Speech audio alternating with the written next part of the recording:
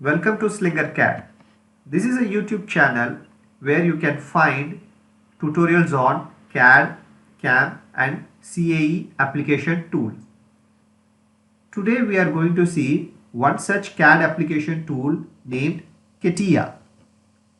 In this video we will see what is CATIA, application of CATIA, graphical user interface of CATIA and controls in CATIA. What is CATIA? CATIA is a computer-aided three-dimensional interactive application. This tool incorporates CAD, CAM, CAE capabilities. It works on multi-platform application and it provides each and every industry solution. The application of CATIA are starting from automotive, mold and design, appliances, shipbuilding, electronics, furniture, construction, aerospace, architecture, consumer goods, machinery, defense, etc. So now open the CATIA from your desktop or from the user where you want. You can double click on it or you can just right click and open your CATIA software. So when it is open, you can see at the top left corner you have a start. So when you click on start, you have multiple workbenches here.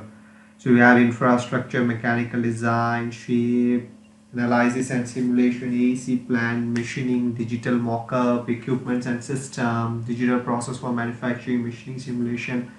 N number of tools are available here. So as a fresher, as a beginner, we can go with part design, assembly design, drafting, wireframe and surface design and generative sheet metal design. So this is what a fresher will go ahead with it. So now we will go with start, mechanical design and part design. When you give this part design, you have one pop-up dialog box available. So this dialog box will ask you to enter the part name. You will enter it and then you can press OK. This is graphical user interface of CATIA. So you can see here, this will be your working space, okay, and at the center you will have your default planes. So we call it as XY plane, YZ plane and ZX plane. There are three planes here. These are used as reference plane. These planes will be reflected here in the part tree.